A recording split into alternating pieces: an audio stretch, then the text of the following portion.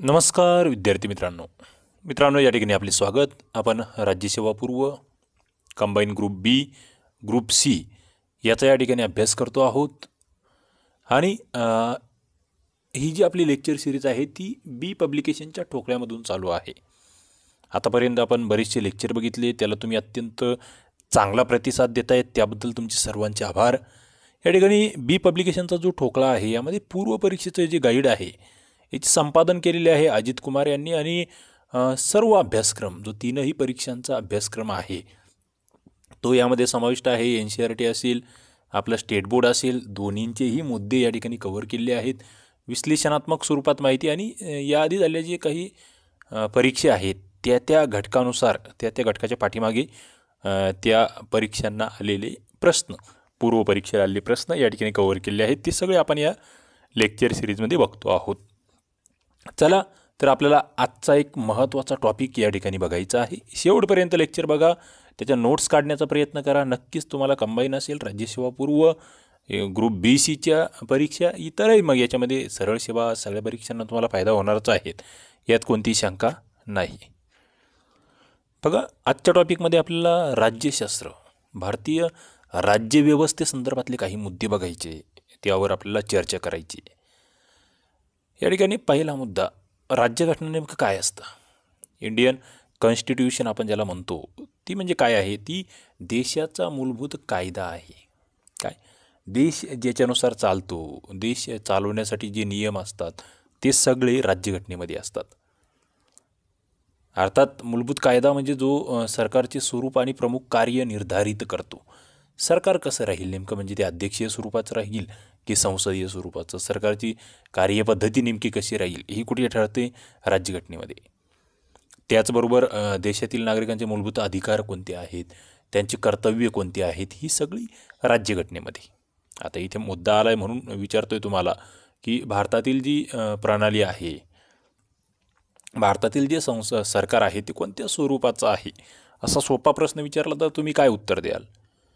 भारतीय नागरिकांना मूलभूत अधिकार मिळालेले आहेत, मग ते किती प्रकारचे अधिकार मिळाले, कोणत्या कलमांमध्ये, कोणत्या भागामध्ये त्यांचा समावेश आहे, कर्तव्य किती कर्तव्य आहेत सध्या भारतीय राज्यघटनेमध्ये, कोणत्या घटनादुरुस्तीनुसार ते त्या ठिकाणी ॲड केले गेले, कोणत्या समितीने त्यांची शिफारस केली होती, किती कर्तव्यांची शिफारस केली होती, किती ॲड केले, अशा विविध बाबी त्यांची उत्तर तुम्हाला देता आली पाहिजेत।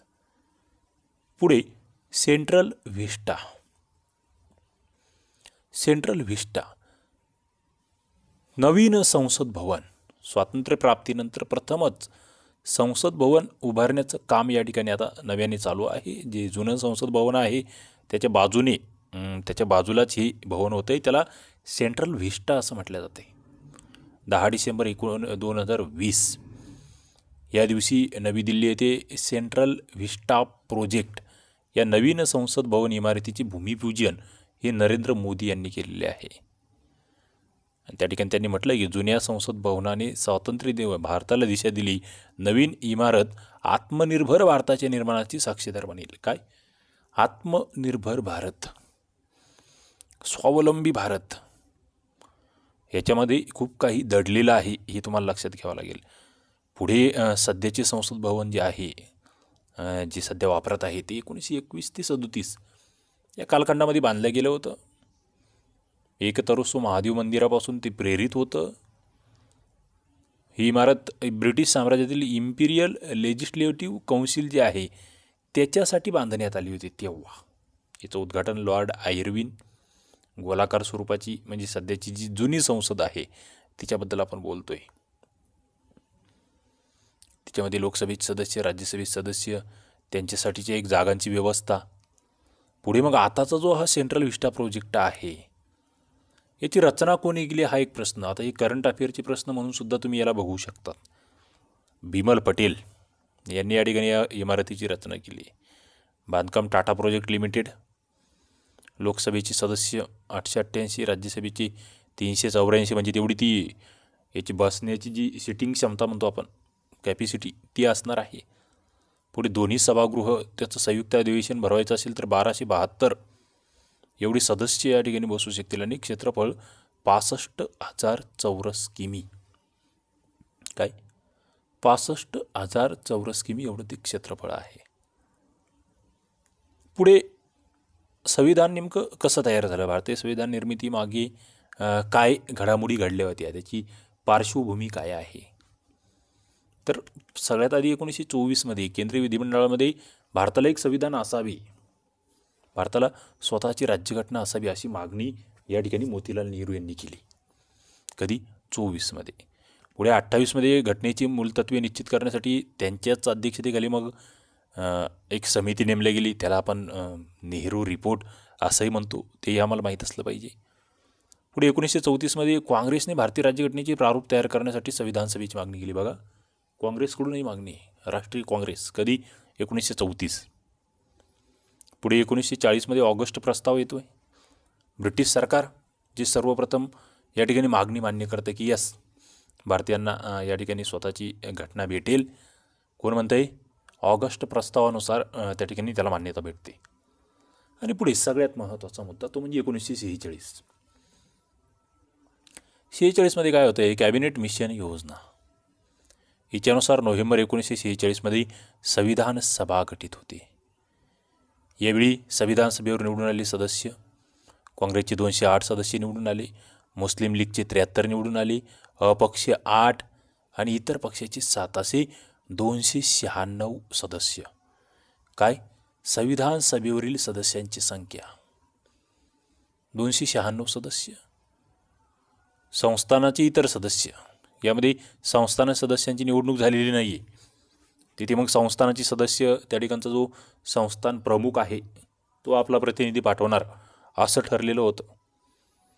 इथे ही जी निवडणूक झाली याच्यासाठी मतदान कोणी केलं, याची निवडणूक पद्धती काय होती, याबद्दलही आपल्याला माहिती असली पाहिजे.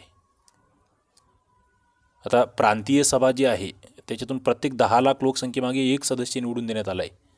काय? हे आम्हाला माहीत असलं पाहिजे. घटना समिती निवडणूक कधीची? 1946ची. तुम्ही राज्यसेवेचे जर प्रश्न बघितले किंवा कंबाईनचे प्रश्न बघितले तर तुम्हाला याच्यावर खूप डीपमध्ये प्रश्न विचारले गेले, म्हणजे कोणत्या पक्षाचे किती सदस्य, एक सदस्य असलेले पक्ष कोणते, असे प्रश्न आलेले आहेत. घटना समितीची निवडणूक 46, काँग्रेसचे 208, मुस्लिम लीगचे 73, हे 2 तर पाठच असावेत, बरोबर. काँग्रेस 208 आणि मुस्लिम लीग 73. मग एक सदस्य आहे, त्यामध्ये साम्यवादी, युनियनिस्ट मुस्लिम, युनियनिस्ट पक्ष, युनियनिस्ट अनुसूचित जाती, शेड्यूल कास्ट म्हटलं गेलं होतं त्याला, प्रजाकृषक फेडरेशन, अनुसूचित जाती फेडरेशन, सीख, या ठिकाणी हे एक सदस्य, आणि अपक्ष होते ते 8, असे 296 सदस्य या ठिकाणी निवडून आले आहेत. आता थोडेसे याच्यानुसार जर बघितले धर्मजातीनुसार तर हिंदू सदस्य या ठिकाणी 163 होते, मुस्लिम 80 होते, अनुसूचित जातीचे 31 होते, ख्रिश्चन 6 आहे, अनुसूचित जमाती 6 आहे, सीख 4 आहे, अँग्लो इंडियन 3 आहे, पारसी 3 आहे, एकूण आहेत 296 सदस्य. ओके. आता राज्यानुसार जर बघितलं सर्वाधिक 5 राज्यामधून या ठिकाणी किती सदस्य, त्यानुसार ते मुद्दे आहे. प्रांतामध्ये जर बघितलं सगळ्यात जास्त संयुक्त प्रांत जे सध्याचं म्हणजे आपण त्याला उत्तर प्रदेश म्हणूया, उत्तर प्रदेश, उत्तराखंड हे जे 2 राज्य आहेत सध्याचे, तो तेव्हाचा संयुक्त प्रांत होता. त्या संयुक्त प्रांतातून सर्वाधिक सदस्य निवडून म्हणजे 55, मद्रासमधून 49 सदस्य, बिहारमधून 36 सदस्य, मुंबईमधून 21, मध्य प्रांत बिरार जे आहे तिथून 17, एकूण 229 सदस्य. किती? 229. पुढे घटना समिती सदस्य जे आहेत संस्थानामधून किती येत आहेत ते तुम्हाला माहीत असलं पाहिजे. सर्वाधिक सदस्य संस्थानांमधून म्हणाल तर इथे म्हैसूरमधून येत आहेत सर्वाधिक. पुढे त्रावणकोरमधून 6 येत आहेत, म्हैसूरमधून 7 आहे. संस्थानिकांचे सदस्य एकूण 70 आहेत. किती? 70. आता पुढे ही जी घटना समिती आहे याच्या सदस्य संख्येमध्ये फाळणीनंतर कसे बदल होत गेले त्याही काही बाबी आहेत. फाळणीपूर्वी काँग्रेसला घटना समितीमध्ये 69% प्रतिनिधित्व होतं, नंतर ते 82% झालं, म्हणजे वाढलं फाळणी झाल्यानंतर. आता कॅबिनेट मिशन यांनी संविधान सभेसाठी किती सदस्यांची तरतूद केली आहे? 389 सदस्य.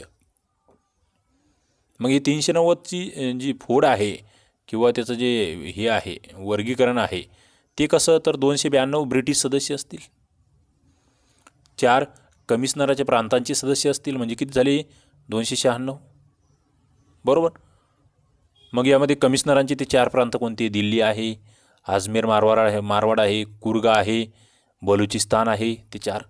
हे कुर्ग कोणत्या राज्यात आहे मित्रांनो? आपण याच्या आधीच्या लेक्चरमध्ये बघितलं आहे, सांगितलं आहे मी तुम्हाला. प्रश्नपत्रिकांच्या ॲनालिसिसमध्ये आपण हा मुद्दा कव्हर केला आहे. अजमेर मारवाड कोणत्या राज्यामध्ये आहे? नक्कीच उत्तराची अपेक्षा आहे. पुढे 93 सदस्य संस्थानिक नामनिर्देशित करतील, ते आपल्याला माहीत आहे.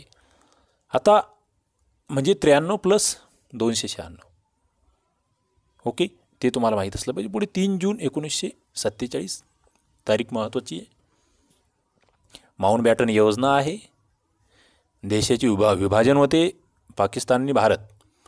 मग पाकिस्तानसाठी वेगळी संविधान सभा येते आणि मग हे विभाजन झाल्यानंतर जी संविधान सभेची सदस्य संख्या आहे ती 299वर येते. कितीवरून?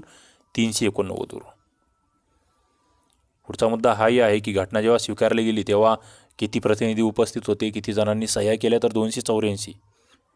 घटना समितीची स्थापना कधी होती? 6 डिसेंबर 1946 या दिवशी. पहिली बैठक 9 डिसेंबरची आहे. तिथे मग तात्पुरते अध्यक्ष सच्चिदानंद सिन्हा. मग ती कोणत्या देशाची प्रणाली स्वीकारली आपण? तो एक प्रश्न आहे त्या ठिकाणी. पुढे मुस्लिम लीगचा संविधान सभेच्या पहिल्या बैठकीवर बहिष्कार आहे, हेही आपल्याला माहीत असलं पाहिजे. आता पहिली 9 डिसेंबरला बैठक झाली, दुसरी बैठक 11 डिसेंबर 1946. तिथे कायमस्वरूपी अध्यक्ष नेमले गेले. कोण? डॉक्टर राजेंद्र प्रसाद. आता घटना समितीचे 2 उपाध्यक्ष तर एक सचिव. उपाध्यक्ष कोण कोण आहेत? Doctor H.C. मुखर्जी आणि दुसरे V.T. कृष्णमाचारी. दोघंजणं उपाध्यक्ष म्हणून नेमले गेले आणि सचिव म्हणून अनंत श्याम अय्यंगार. काय? अय्यंगार हे तुम्हाला माहीत असले पाहिजे, सचिव होते. पुढे कायदेशीर सल्लागार B.N. राव यांना आपण नेमतोय. हे सगळं दुसऱ्या बैठकीत होतं. पहिली, दुसरी, तिसरी 3 बैठका फार महत्त्वाच्या आहे. पुढे 29 ऑगस्ट 1947ला प्रारूप कमिटी आहे, ज्याला आपण दुसरा शब्दप्रयोग वापरतो. कोणता? मसुदा समिती. त्याला इंग्रजीमध्ये ड्राफ्टिंग कमिटी म्हटलं गेलं. अध्यक्ष डॉक्टर बाबासाहेब आंबेडकर. सदस्य 7 आहेत. तुम्हाला हे सदस्य माहीत असावेत. 7 सदस्य कोणते आहेत? एखाद 2 नावं आठवत आहेत?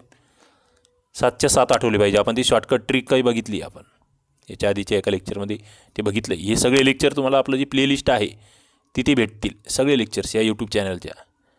तसेच हे सगळं तुम्हाला एकदम म्हणजे सुटसुटीतपणे पाहिजे असेल तर आपलं STI RCP ॲप्लिकेशन आहे, त्याच्यावरही तुम्हाला याचं स्वतंत्रपणे कोर्स उपलब्ध आहे. स्वतंत्र फोल्डर्स आहेत, तिथे जाऊनही तुम्ही हे बघू शकतात. क्रमिक पुस्तकावरील लेक्चर त्यामध्ये कव्हर केलं आहे आपण. पुढे 13 डिसेंबर 1946 पंडित जवाहरलाल नेहरू. इथे उद्दिष्टांचा ठराव मांडला जातो. एक फार महत्त्वाचं, याला फार महत्त्व आहे. कारण की पुढे सरनामा हा ठराव जो आहे याचं रूपांतर सरनाम्यात होतं आहे, घटनेच्या उद्देशपत्रिकेमध्ये होतं आहे. या ठरावाला मान्यता कधीची? 22 जानेवारी 1947 ते 13 डिसेंबर 1946. 13 डिसेंबरचा ठराव आहे, पंडित जवाहरलाल नेहरूंचा ठराव आहे. पुढे 26 नोव्हेंबर 1949 भारतीय संविधान सभेच्या माध्यमातून भारतीय जनतेने भारतीय राज्यघटनेला अंगीकृत केले. बघा, स्वीकार कधी होतो? 26 नोव्हेंबर 1949. पुढे राज्यघटना तयार करण्यास संविधान सभेला 2 वर्षे 11 महिने 18 दिवस लागले, हे आम्हाला माहीत असलं पाहिजे. तर मसुदा समितीचं कार्य 114 दिवस चाललं आहे, हे माहीत असलं पाहिजे. पुढे मग राष्ट्रध्वज आहे, त्याचा स्वीकार, त्याची तारीख 22 जुलै 1947. राष्ट्रध्वजाचा स्वीकार 26 जानेवारी 1950ला राष्ट्रचिन्ह स्वीकृत केलं आहे. सारनाथ येथील सिंह मुद्रा त्या ठिकाणी आपण निवडलेली आहे. 24 जानेवारी 1950ला आपण राष्ट्रगीताचा स्वीकार केला आहे. पुढे भारतीय संविधान सभा, त्याच्यामध्ये महिला किती होत्या? 15 महिला. दुर्गाबाई देशमुख मद्रासहून आहे, पूर्ण्या बॅनर्जी संयुक्त प्रांतातून आहे, सरोजिनी नायडू बिहारमधून आहे, लीला रॉय बंगालमधून आहे. माहीत असली पाहिजे, ही सगळे नावं आपण वाचलेली असली पाहिजेत. सुचेता कृपलानी असेल, विजयालक्ष्मी पंडित आणि बेगम रसूल संयुक्त प्रांत. रेणुकारी बंगाल, राजकुमारी अमृता कौर केंद्रीय प्रांत, हंसाबेन मेहता बॉम्बे प्रांत. हा प्रश्न आला आहे, राजकुमारी अमृता कौर कुठून आल्या होत्या. पुढे दक्षी आणि वेलायुधन मद्रास, कमला चौधरी संयुक्त प्रांत, अम्मू स्वामीनाथन मद्रास, एनी मॉस्करेन त्रावणकोर आणि मालती चौधरी ओडिशा. या ठिकाणी या 15 महिला तुम्हाला विचारलं जाईल की कोणती महिला यामध्ये समाविष्ट नव्हती वगैरे अशा गोष्टी. सर्वाधिक महिला संयुक्त प्रांतातून होत्या 5, मद्रासमधून 3, बॉम्बेमधून 1, हे माहीत असलं पाहिजे. तर अशा पद्धतीने महत्त्वाचे मुद्दे आपण या ठिकाणी कव्हर करत चालणार आहोत या लेक्चर सिरीजमध्ये. नक्कीच तुम्हाला हे लेक्चर्स आवडत असतील. लाईक करा, आपल्या मित्रांना शेअर करा, चॅनलला सबस्क्राईब करा, नोटिफिकेशन बेल क्लिक करा आणि लेक्चर बघत राहा, अभ्यास करत राहा. या ठिकाणी आपण थांबूया. धन्यवाद.